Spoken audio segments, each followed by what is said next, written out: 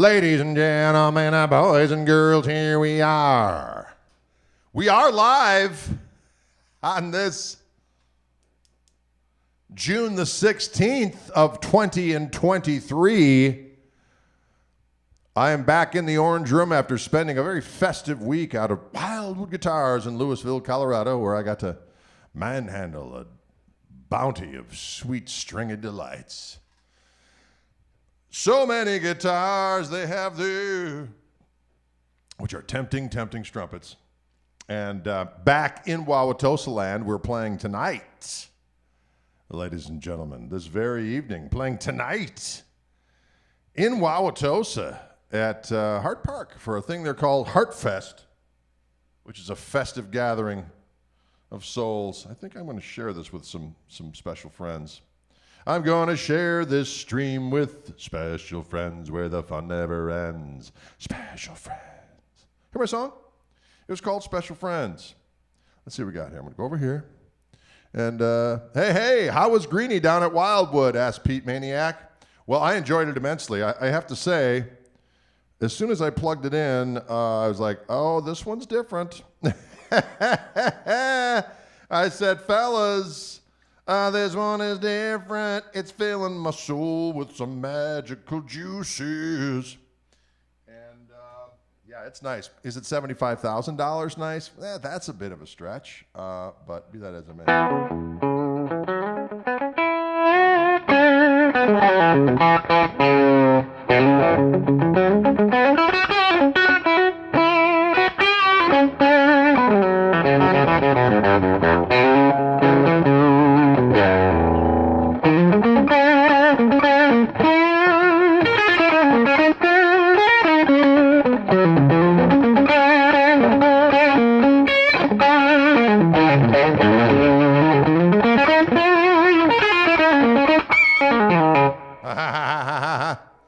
Cheap for a man of such monetary might as your goods. Well, wouldn't that be nice? Wouldn't that be nice to say that, 75 grand is just a drop in the bucket? 75 G's. 75 G's. We're talking about that Peter Green / Gary Moore / Kurt Hammett Greenie Les Paul. They did 50 of them, I believe, with Brazilian rosewood. They sold through, so Wildwood has a used one, and the price is already, I can't remember what they originally were going for, maybe 25, maybe-ish. And now they're up to 75 thousand. And that's crazy. Am I right or am I right? I mean, people got the loot, man. They got the loot. They also have I remember in 2013 when the Dwayne Allman guitars came out, I can't remember what they were going for then, but probably, 5, 6 G's, maybe. Now that one's sold, I think, for 16. And I specifically remember when the Joe Walsh guitars were around, because I did a little Les Paul shootout that I think Wildwood put on their YouTube channel, and I went through all the different guitars, and I ended up thinking that I really liked the Joe Walsh. And then I think my price would have been somewhere around $6,000. That's now selling. Those guitars are now selling. There's a used one there at Wildwood, which I think is a signed one, but $25,000. I don't know about you, but that's a whole lot of cash. Am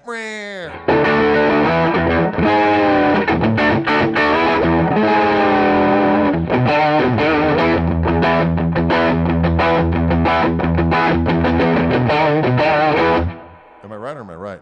Do-dam-boo-dam-dam.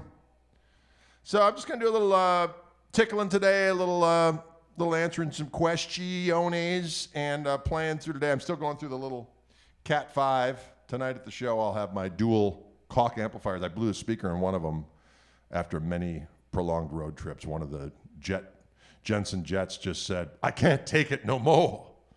So I replaced it with something that hopefully will sound good.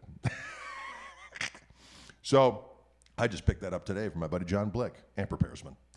And but I'm just kind of rocking. I'm just going into this amp. I've got a little, if we go down to here to, oh no, that's that one. Actually, I'm just going through this little pedal. This is the new cool Fishman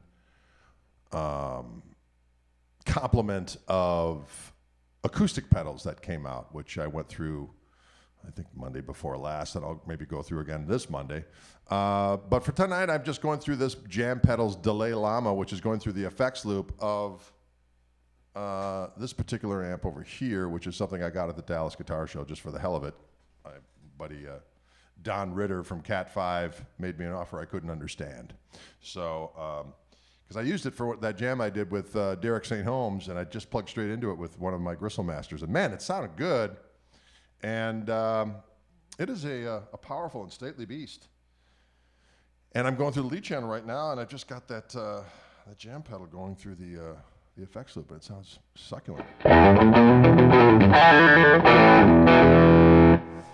Robert Davis asks, "Hey Greg, watched your demo on a Fender Supersonic 60 like 16 years ago. I need to do all."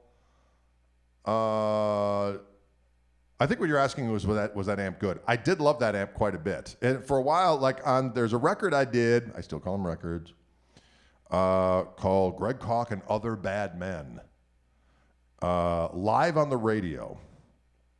And the reason why I said Other Bad Men is because a buddy of mine was at my buddy Tim Yarning, actually, who makes the Gristle King. He was out at NAMM hanging out, and I was playing in the Fender booth. And on one particular thing, it was me and Reggie Hamilton on bass, who's one of my favorite human beings and bass musicians of all time. And what the yeah, that's not going to work.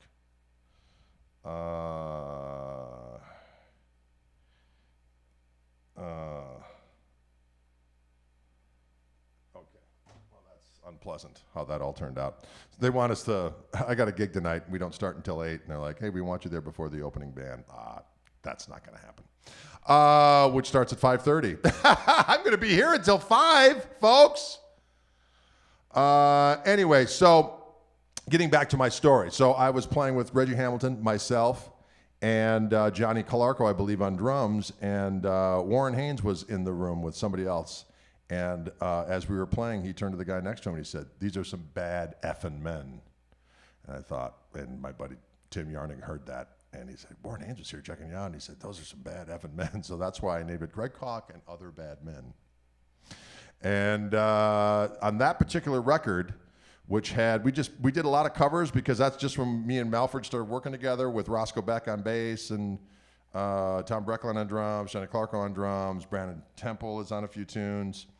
I was using a Fender Supersonic 60-watt combo, single 12, and then I would go out of that into a 212 extension cabinet, the Fender Supersonic extension cabinet. So I had three 12s going. And boy, that amp sounds good. That's, I've had people contact me that that's their favorite sound that I ever got. I was just using a stock Fender American Deluxe Tele with the noiseless pickups into that amp, and that was pretty much it back in the day. I think at one point I used a couple things like a Univibe, maybe a wah, but and a fuzz. I did use that BSM fuzz on quite a few things on that record. And yeah, so anyway, that's what the Supersonic I was all for. But at some point, I don't know, it just started. I think they came out with another amp I started using, which was it was the one with the built-in chorus and delay on it, but it was a tube head with chorus and delay, and you could make the chorus sound like a vibratone. And then I put a little slapback on there, so I used that amp for a hot minute. And then when I would go back to the studio with my Supersonic combo with the 212 bottom, it didn't sound as good as it did at the other place. So it just, how it is. It's like you're playing one thing for a while, it sounded great, and then it's like, oh, what do we got now? The VM, thank you. The VM, that's what I was talking about, the one with the built-in effects. It was actually kind of a cool little amp. But since then, I've been, I'd go over and do things in Europa or something, and they would have a Supersonic combo for me to play. And in a lot of ways, what the Supersonic did is what I ended up doing with Koch, because one of the things that you can do on the Supersonics is that it's got a an effects loop on it that you can foot switch on the foot switch. So you've got, the one channel, the clean channel, it's either voiced as a Vibrolux or voiced as a Tweed Bassman. So that's a cool little switch right then and there, which is kind of not dissimilar to when the Koch amps, you have your one volume for the clean for your clean sound, or for your rhythm sound, and then another sound or another boost for your lead on both channels. You get two different levels. But on the supersonic, that clean channel is either kind of like a bright and jangly Vibrolux or kind of a more mid, beefy, prone to break up a little sooner Bassman on that first channel. And then the second channel is more of kind of an overdrive-y type of thing.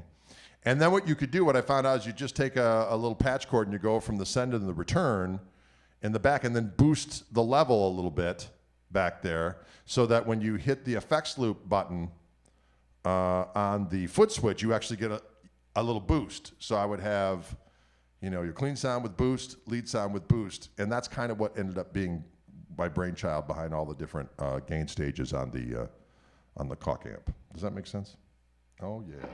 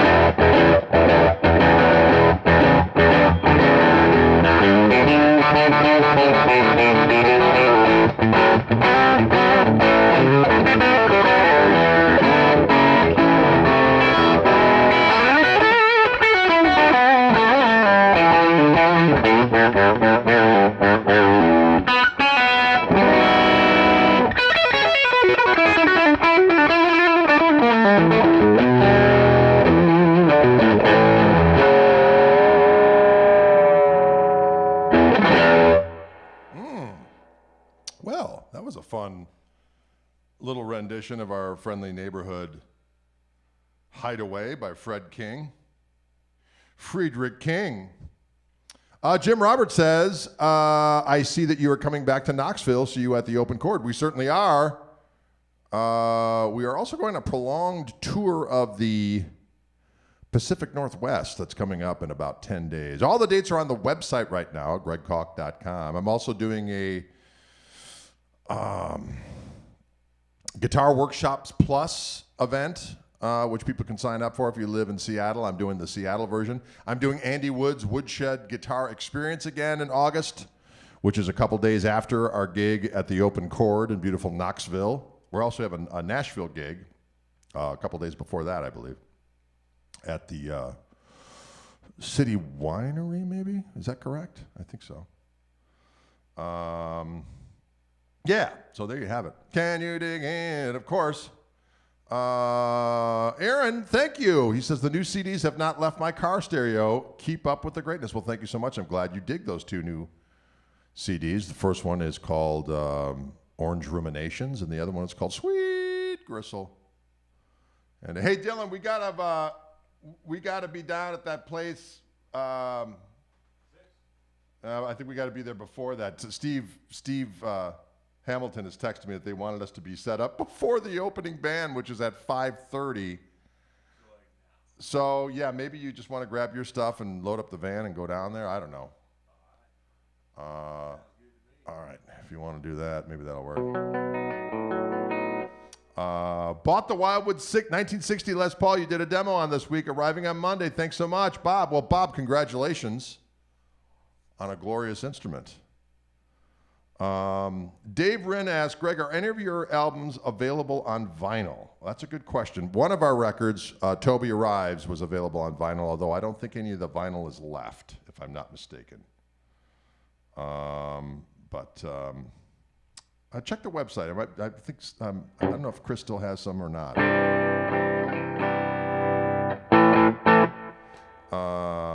Yeah, the Toby Arrives song, a little shuffle as well.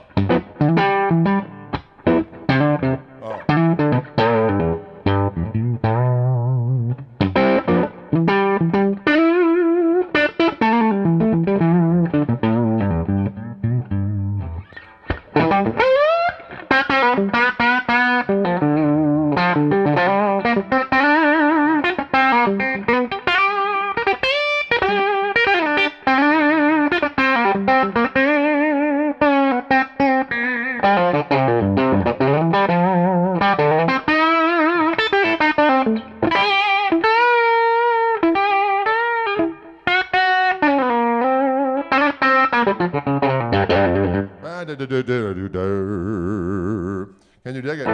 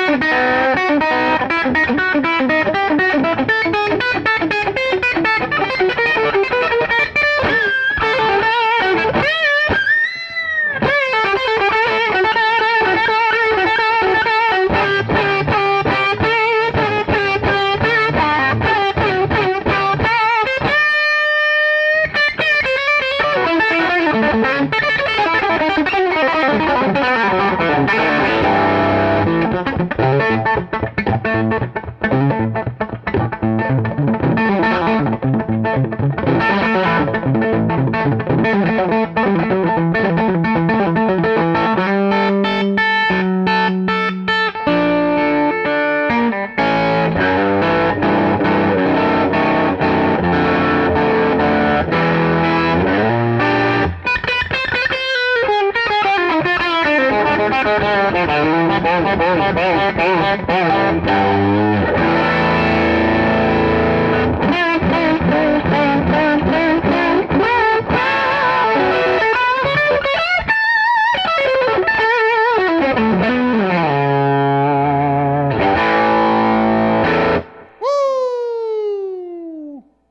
Sometimes I like to boogie.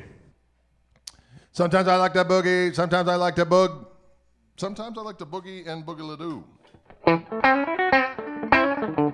I did ask I did press the little button here on my pickups here. I don't know if you can see it up close here, but let's see what I got. And that little button right there, my Fishman Fluence pickup. Gives me a little extra boost.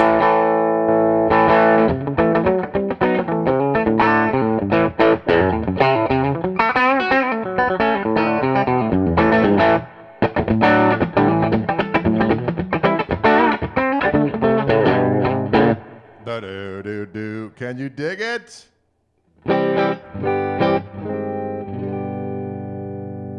Woo! Yeah. Hit that button just right. What's that boost button? Do I have a nickname for the boost button? No, I just call it the, well, it's just, technically it engages the second voice of the pickups. But that little button right there. But I just call it, John says, I can't hear the bass. That's funny. That is funny because we hear that every time. I can't hear the bass. Like, well, if you're listening on your phone, you're going to hear any bass when we have Matt here. Highway Star. Ooh. Can you dig it? Folks, little talk, too much cowbell, right? It's the more button. Thank you, Lee. That's exactly right.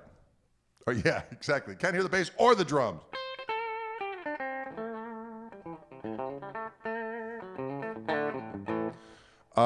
Interesting, I'm always messing around with new Cat 5 amp. Yeah. Hey, Michael Burrell, what's going on, Daddy-O?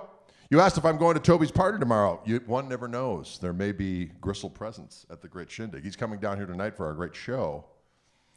And we shall see what's going down. Is it a series switch? No, it literally changes the voicing. So there's a preamp inside.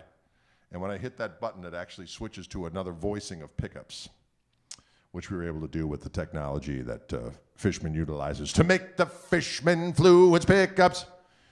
And of course, this is my signature set, which is called the Gristletime. Fishman Fluence Gristletime pickups for T-style guitars. Of course, I have the other set too, which is the P90s. The Gristletime P90s. Oh, can you dig it? Oh, will you dig it? Hello from France. Greetings, France.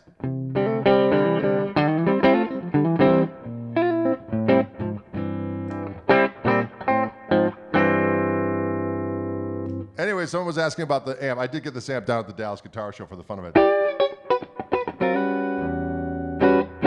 And it's basically like a souped-up Fender Hot Rod DeVille, but it's Don Ritter's version, Cat 5. And so it's a hand-wired bassman with reverb on one channel. And then the second channel is like a hand-wired JCM 800 with a boost. And there's reverb. And it's got two 10s and a 12. And it's a good sounding amp. Of course, when I tour, I bring my Koch amps. And but, it's fun just to play with some different amps every now and again. Doesn't mean that I'm, the Koch amp is my thing.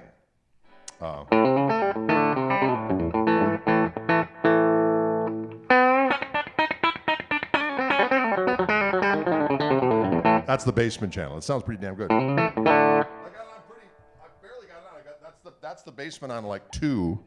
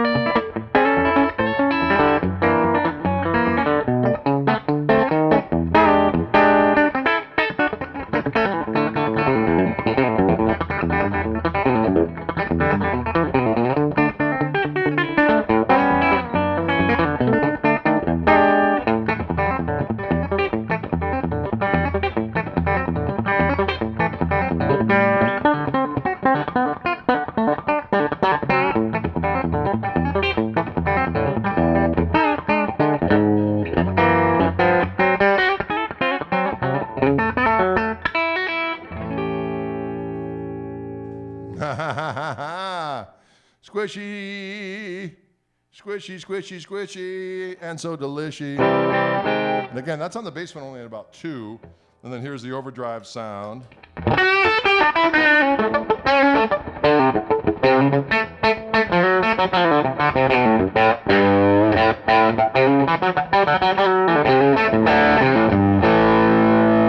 then if I hit the boost for that channel, it sounds like this.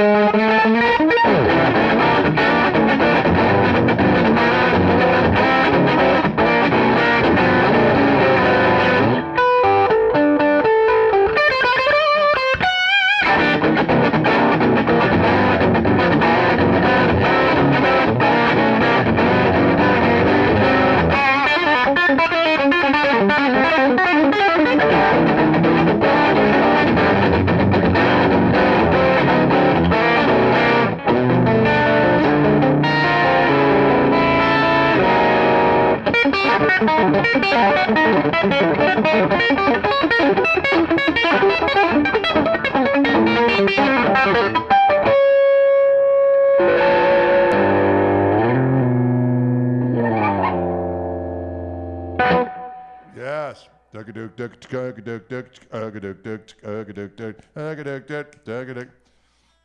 That's Jeff's Boogie, which is taken from, there's a version of a guitar boogie that Chuck Berry did back in the day. But when Jeff was in the Yardbirds, he did Jeff's Boogie. And then when he was in the Jeff Beck group, there are some great bootlegs of him doing that tune.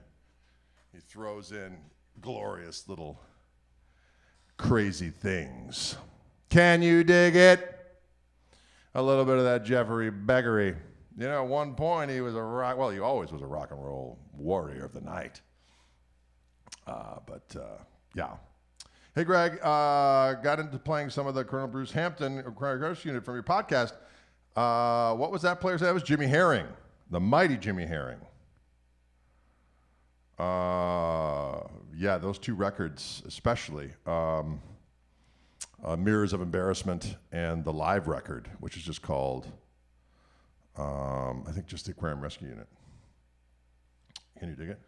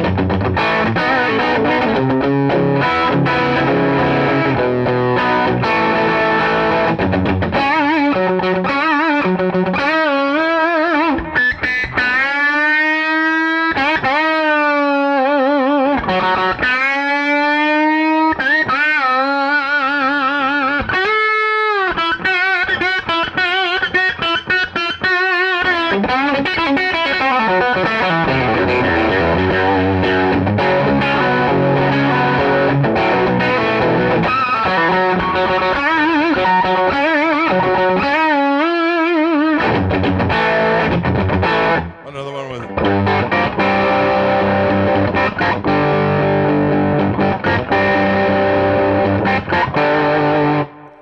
the first couple Jeff Beck group records were freaking awesome. Am I right or am I right? They were filled with power.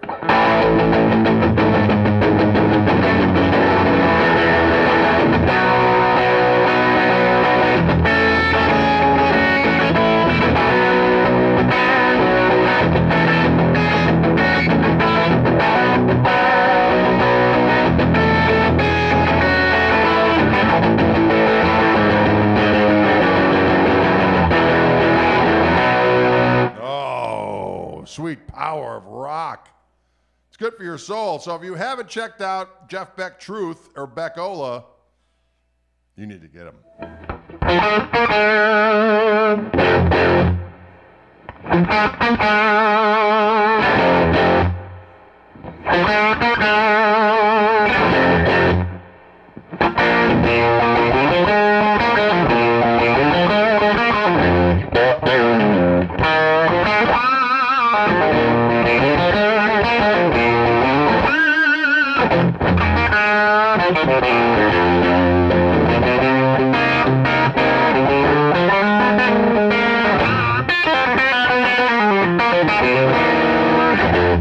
That's the good stuff. That's the good stuff, that Jeffrey Beckery. The Shapes of Thing on there is killing. All those tunes on there.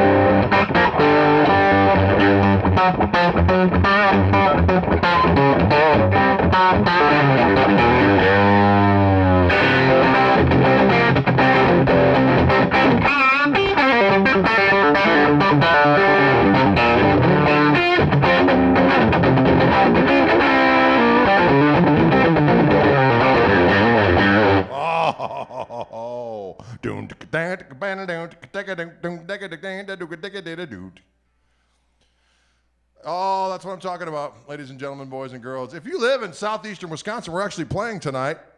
Toby Lee Marshall's coming down from Minneapolis. Dylan and myself and Topster will be playing down at the Tosa Rotary Pavilion Performance Stage. Can you dig it? And that's all there is to it. We're playing there at 8 o'clock, and it's going to rock.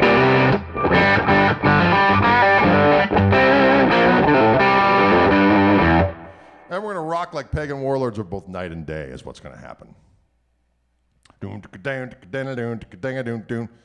That song is called Water Down the Drain. Plinth, plinth, plinth. Da, da, da.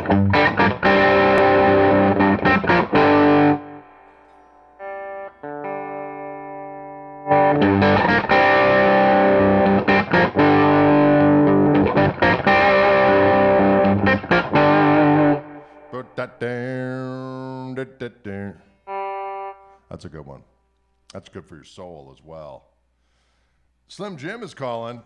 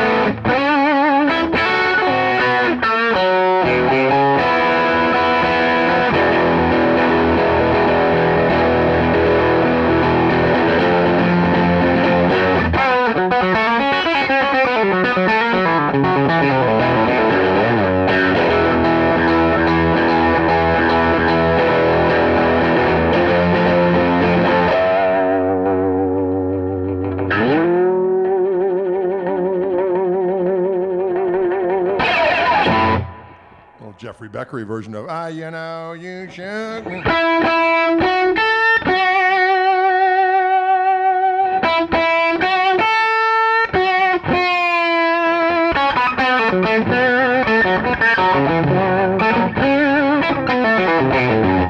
What Jeff Beck Jeff Beck record? Yeah, Beckel and Truth are fantastic. For the first two Jeff Beck records, they were fantastical. Filled with glorious gristle.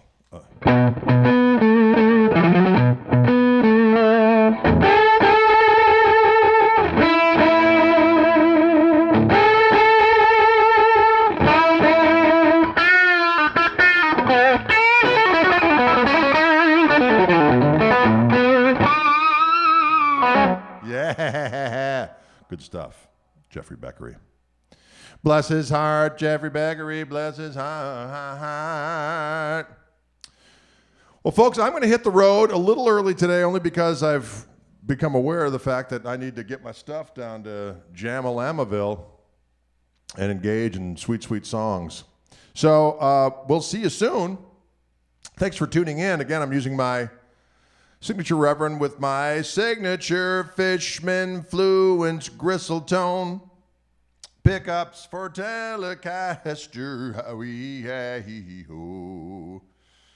and playing some random old school Jeff Beckery for the kids. There's also a good live record that they put on iTunes anyway. It's Beck from 1968. I think at the Fillmore West. There's like maybe 4 tunes. They do You Shook Me Right Into Let Me Love You Baby, and then there's a great version of Jeff's Boogie on there. Also, Morning Dew is on there.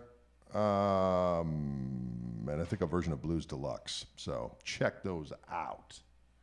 Old school Jeffrey Beckery with the Les Paul. Into the Marshalls with a little bit of a fuzzy face. Can you dig it? Will you dig it? All right, you crazy kids. We'll see you later.